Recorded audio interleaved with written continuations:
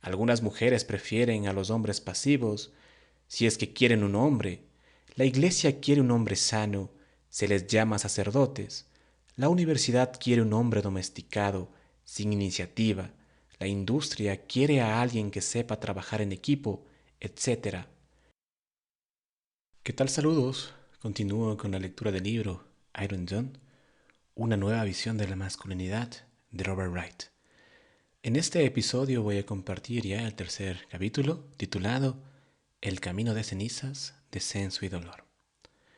Así que bueno, si no escuchaste los episodios anteriores con los capítulos anteriores, pues bueno, te recomiendo que los escuches primero para que puedas entender el hilo de lo que se está tratando acá.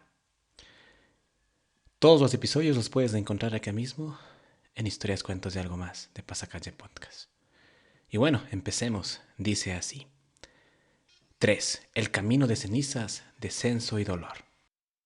Hemos llegado a una nueva sección de la historia y podemos evaluar los progresos hechos por el niño hasta el momento. Siguiendo al hombre primitivo, el hijo del rey no ha tomado el camino de la delincuencia, la drogadicción o la deshonra. Al contrario, ha sido elevado a lo que hay de grandioso en él. Es como si en la escuela hubiese tenido como maestro a Pau Casals, como si éste le hubiese enseñado lo que es el genio y comentádole del dedo de oro. Le hubiese convencido de que él tenía uno. También aprendió a confiar en su cuerpo o pelo instintivo y, finalmente, ha visto ojos mirándole desde el agua y, por extensión, mirándole desde la hierba, los árboles, las montañas. Aprendió que el mundo entero está en llamas. Todo es inteligente, todo su pelo se convierte en oro. Semejante enseñanza puede tener extraños efectos. Si alguno de nosotros tuviese tan buena fortuna, un amigo probablemente nos advertiría que corremos el riesgo de volvernos demasiado grandes. Es más, el niño recibió estas enseñanzas cuando era demasiado joven. Ese es uno de los problemas de ir a una fuente sagrada con un hombre primitivo. Y, sin embargo, la mayoría de nosotros recibimos similares enseñanzas, aunque las lecciones nos lleguen de forma fragmentaria, una porción ahora y una porción después, dispersas en meses y en años. Para algunos, la enseñanza que se refiere a los ojos les llegó durante la niñez, época en la que nos sentimos asombrados por los bosques y jardines y supimos que estaban vivos. La enseñanza del pelo de oro nos llegó a los 12 o 14 años, cuando impelidos por el instinto sexual tuvimos la primera erección o nos enamoramos perdidamente y supimos que era bueno, muy bueno. Más tarde, con la adolescencia, empezamos a experimentar habilidades mentales o físicas que nunca habíamos siquiera imaginado. Todos hemos sentido alguna vez que éramos hijos de reyes y reinas y que de alguna forma habíamos aterrizado por equivocación en nuestra prosaica y sosa familia. Nuestra grandeza estaba ya en nosotros, sin que ningún hombre primitivo visible nos hubiera llevado a su fuente mágica. Conocemos el sentimiento de grandeza y queremos tenerlo todo el tiempo. Para mantener el sentimiento de grandeza, un niño puede negarse a recordar episodios feos de la niñez, desviar la mirada de la confusión, el abuso, el abandono o la falta de protección y pasar por alto la indiferencia, las adicciones o el lado oscuro de sus padres. En apariencia, los animales no tienen que preocuparse tanto por la inflación, pero nosotros somos seres humanos y un poco de oro o de sentimiento de genialidad puede elevarnos a grandes alturas de las que luego no queremos bajar, de las que luego no querramos bajar. Fue Robinson Jeffers quien, hablando del conocimiento científico del ser humano y su consiguiente grandeza, dijo: un pequeño conocimiento, un grano de arena de la playa, una gota de los océanos. ¿Quién hubiese soñado este exceso infinitamente pequeño? ¿Qué ocurre? Al ser elevados, Los jóvenes pueden volverse cisnes blancos, grandes arribistas o chicos voladores, del mismo modo que las jóvenes elevadas pueden volverse chicas voladoras, y ambos hacen el amor con seres invisibles a grandes alturas. Los pensadores junguianos han hecho bien en señalar y describir este fenómeno, y los términos niño sagrado o eterno y niña sagrada o eterna a muchos les resultan familiares. Los junguianos han descrito al niño como eterno con un lujo de detalle, y el libro Puert a Eternus de Marie-Louise Bonfrance es un clásico. En cualquier caso, esta gente voladora, frívolamente espiritual, no se siente cómoda en su propio cuerpo y está sujeta a terribles conmociones de abandono. Son incapaces de aceptar las imitaciones y sienten aversión por un cierto hastío inherente a la condición humana. Marie-Louise Bonfrance llamó a este tipo de personalidad el Principito, como el protagonista del cuento. Lo escribió Antoine de Saint, que fue literalmente un héroe de la aviación siempre que busca de formas puras de vida en otros planetas, pero cuyo principito muere al ser mordido por una serpiente en este. Peter Pan pertenece a esta categoría de voladores, al igual que la mayoría de los acólitos del ashram, devotos de una conciencia superior que reniegan de los alimentos terrenales. Los amantes platónicos y célibes y algunos don Juanes que exigen tal perfección celestial en las mujeres que se ven obligados a abandonarlas en cuanto comprueban que carecen de la perla perdida. Los aspirantes a lo grandioso pueden soñar en subir en un ascensor sujeto a la parte externa de un edificio, pero cuando llegan al ático, a menudo descubren que no hay entrada al edificio. Al hombre volador, por lo general, le gustan las mujeres, pero suele reducirlas para guardarlas en botellas y así poder llevarlas en el bolsillo. Los jóvenes, puer aeternus, no son en absoluto negativos, aman el espíritu y encarnan gran parte de la energía espiritual de la nación. Sus ascensiones suponen muchas ventajas para la cultura. Sin ellos, la cultura americana probablemente se secaría y endurecería como el hormigón. De modo que los aspirantes a lo grandioso son personas complicadas. Los aspirantes a lo grandioso, de los que era y soy un buen ejemplo, provienen de todo tipo de familias y a veces su ascensión es asumida como un inteligente método de supervivencia. Cité estas líneas al principio. ¿Qué hace el hijo? Vuelve la cara, pierde el valor, se va afuera a alimentarse de cosas naturales, vive entre madrigueras dichosas, come distancia y silencio, se deja crecer grandes alas, entra en la espiral ascendiente. Esa escena tuvo lugar cuando tenía 12 años. A los 28 aún anhelaba la pureza para estar por encima de todo, para no implicarme. Tras su experiencia, Marie-Louise Bonfrance llegó a la conclusión de que estos voladores celestiales o astillas voladoras eligen elevarse en señal de rebeldía contra la terrenalidad materna y el conservadurismo femenino. Se remontan en el aire, opina, para alejarse del temor a los imanes que algunas mujeres ocultan bajo tierra con la esperanza de atraer a hombres de cabeza hueca hacia el suelo de los matrimonios, los trabajos y los compromisos de largo alcance. La evolución del niño hacia una criatura semejante a los pájaros es un proceso natural. Cuando quiere escapar, mira hacia arriba, hacia la luz, como hacen los pájaros. Los pájaros encerrados suben aloteando por las paredes hacia las grietas de la luz, de modo que los jóvenes aspirantes a lo grandioso suelen alcanzar lo espiritual, pero a costa de la vida de su propio arraigo en la existencia masculina. Que lejos está de los trabajadores a los 40 años, de todos los hombres.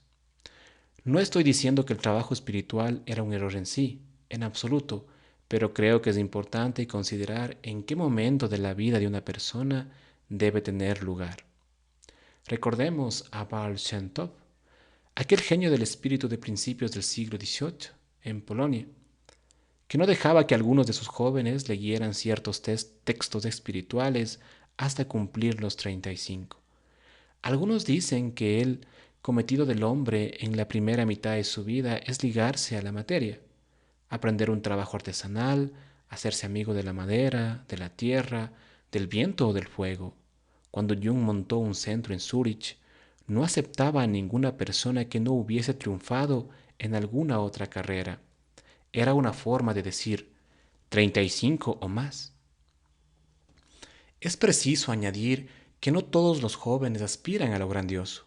Algunos están atados a la tierra, asumen responsabilidades demasiado pronto, se hacen cargo de otras personas, caminan lentamente, se mueven a ras de suelo, soportan enormes cargas, sienten que no tienen ningún derecho a buscar grietas de luz. La tradición familiar ha suprimido la grandiosidad del hijo desde temprano. A veces, en esas familias, las mujeres están sobrevaloradas, los hombres no. Los hombres toman el camino del descenso. No se convierten en artistas o músicos. Su vida transcurre a la altura de las suelas de sus zapatos. En algunos cuentos de hadas, él les llama a zapateros y describen la tensión que existe entre ellos y los astres, de corazón más elevado. La cultura de escasez de la Edad Media europea, por nombrar una sola cultura de escasez, no daba muchas oportunidades de ascensión a sus jóvenes. Nuestra cultura de abundancia o de derecho pone muy pocos límites y para muchos estudiantes universitarios la diosa de la necesidad es casi desconocida. El niño de nuestro cuento se encuentra ahora en el momento de la ascensión. Como tal, es similar, para bien o para mal, a millones de personas de la cultura americana actual. Si pretendemos cambiar algo en la vida de hombres y de mujeres, conviene que observemos cuidadosamente a estos aspirantes a la altura, a estos astres o voladores, y podemos observarlos a la luz de estas tres palabras: pasividad, ingenuidad e insensibilidad. Sabemos que la tendencia de las mujeres a la elevación es muy intensa y extendida, pero creo que una mujer podría hablar con mayor precisión que yo acerca de su naturaleza, por lo que lo más apropiado es que sean ellas mismas las que la describan. De modo que aquí nos limitaremos a las aspiraciones de elevancia de los hombres. Sabemos que durante cientos de miles de años los hombres se han admirado entre sí y han sido admirados por las mujeres, en particular por su actividad. Tanto hombres como mujeres acudían antaño a los hombres cuando tenían que aventurarse en lugares peligrosos, armarse de valor para atravesar una cascada o desempolvar las colas de los jabalíes. Creían todos que si los hombres lo hacían bien, las mujeres y los niños podrían dormir seguros. Pero en la actualidad los jabalíes se han convertido en cerdos en el corral y los caudalosos ríos en la fuente del patio del Museo de Arte Moderno. La actividad por la que antaño eran amados los hombres ya no existe. Los hombres se atrevían a penetrar en el reino de los animales, a plantarles cara, a luchar contra ellos, a luchar con el alma del animal. Aprendían sus danzas, atravesaban el velo que los separaba de ellos. Algunos hombres, llamados chamanes, penetraban también en el reino de los espíritus, luchaban contra ellos, les vencían y salvaban a la gente que había caído enferma por su maligna influencia. Los hombres eran amados por su sorprendente iniciativa, navegaban en inmensos océanos, levantaban de la nada una granja en terrenos agrestes, concebían negocios, los llevaban a cabo hábilmente, trabajaban en cosas nuevas, hacían lo que nunca antes se había hecho. Los jóvenes vikingos se ejercitaban caminando en el extremo de los remos, sin que los remeros dejaran de remar. Hasta hace muy poco, nadie elogiaba a las mujeres por su actividad. Durante siglos han tenido que vivir en la inevitable pasividad que les exigían monjes, médicos, filósofos, moralistas, teólogos y jueces. Ahora que las mujeres empiezan a asumir actividades, son los hombres los que desertan y abogan por la pasividad. La pasividad del hombre suave del primer capítulo suele sorprender mucho a las mujeres. Durante los últimos 30 años, se les ha exigido a los hombres que aprendan a dejarse llevar por la corriente, a seguir en lugar de dirigir, a vivir de forma no jerarquizada, a ser vulnerables, a adoptar decisiones consensuadas. Algunas mujeres prefieren a los hombres pasivos si es que quieren un hombre. La Iglesia quiere un hombre sano, Se les llama sacerdotes. La universidad quiere un hombre domesticado, sin iniciativa. La industria quiere a alguien que sepa trabajar en equipo, etc. Blake escribió: Me paseo por cada noble calle cerca de donde el privilegiado Támesis fluye, y noto en todos los rostros que encuentro huellas de debilidad, huellas de infortunio.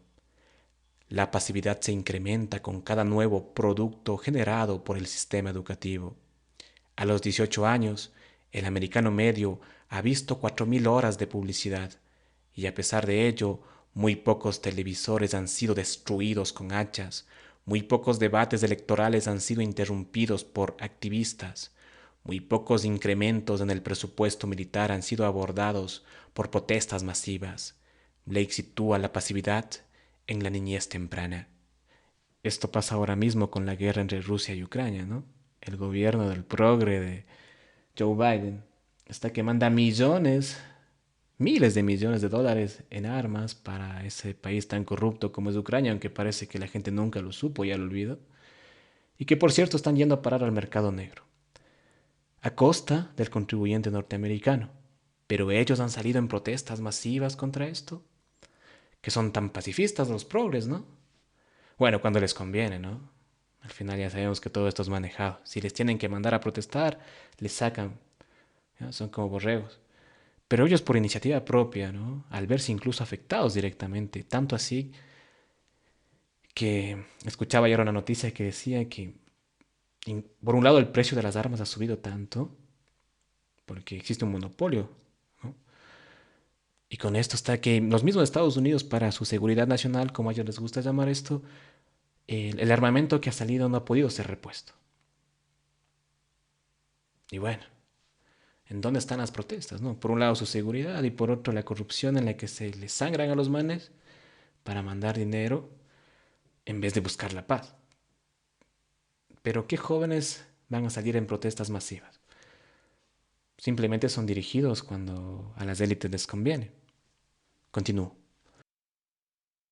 Blake sitúa la pasividad en la niñez temprana. Forcejeando en las manos de mi padre, luchando contra mis pañales, atado y cansado, pensé que era mejor enfurruñarme sobre el pecho de mi madre.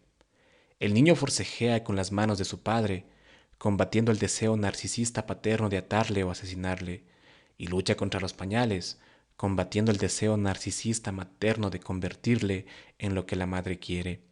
Cuando el niño fracasa en el intento de liberarse, Blake dice que opta por enfurruñarse. ¿Con qué frecuencia se enfurruñan los adultos ante la peculiar interpretación que puede hacer una mujer de su comportamiento tan distinta del suyo? A los 20 años podemos pasarnos una semana en un enfurruñamiento de este tipo. Después de todo, no parece tanto tiempo, y durante ese tiempo probablemente nos negaremos a hablar sobre nuestros heridos sentimientos, y hasta puede que no hablemos en absoluto. En semejante estado de ánimo nunca gritaremos, chillamos ni pataleamos, implican demasiada actividad. Cuando un hombre se enfurruña, se vuelve pasivo respecto de sus propias heridas. Cuando no aparece ningún hombre mayor para romper el confinamiento del niño enfurruñado, el hábito de la pasividad puede extenderse a otros aspectos de su vida.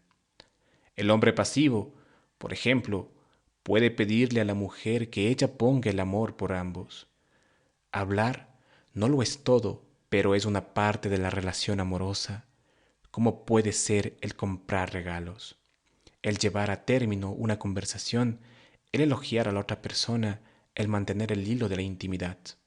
En Intimate Partners, Maggie Scarf señala que en aproximadamente 3/4 de los matrimonios americanos se da esta curiosa situación. La mujer quiere más intimidad y el hombre la rehúye.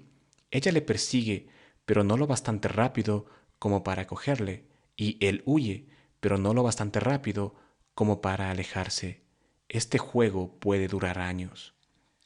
Es posible que el hombre pasivo no exprese sus deseos y que la novia o esposa tengan que adivinarlo.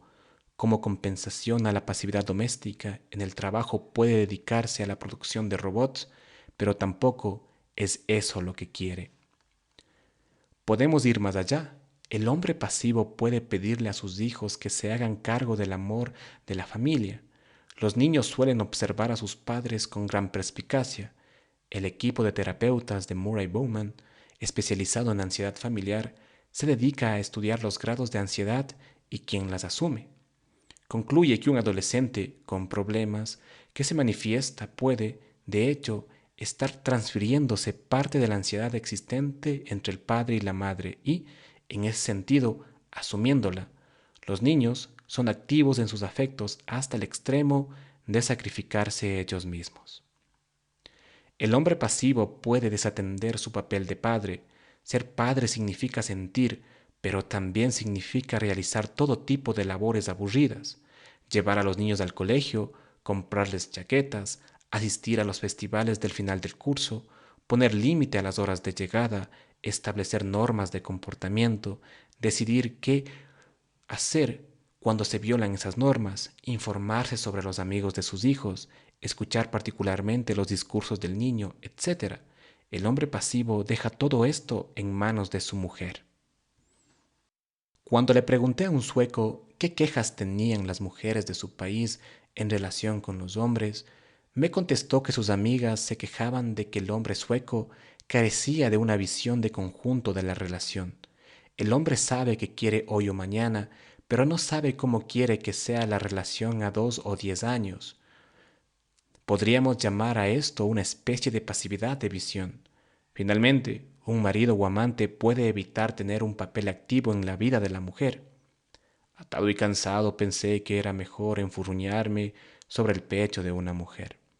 Una mujer no quiere que el hombre le diga lo que tiene que hacer, pero otras fuerzas pueden haberla alejado de una acción o de un acto provechoso. Si el marido ve que esto está ocurriendo, debe decírselo, del mismo modo que un hombre también espera que si su mujer le ve aceptando la dirección de fuerzas invisibles, se lo haga ver. Y bueno, con esto estoy llegando al final de este episodio. En el próximo estaré compartiendo la sección titulada Ingenuidad. Así que bueno, si te gustó el episodio, compártelo, suscríbete al canal, dale me gusta. De igual manera puedes apoyar al canal desde el enlace en la descripción. Recuerda también escuchar los episodios anteriores para que puedas comprender lo que acá hemos hablado. Así que sin nada más que decir, me despido hasta una próxima oportunidad. Muchas gracias.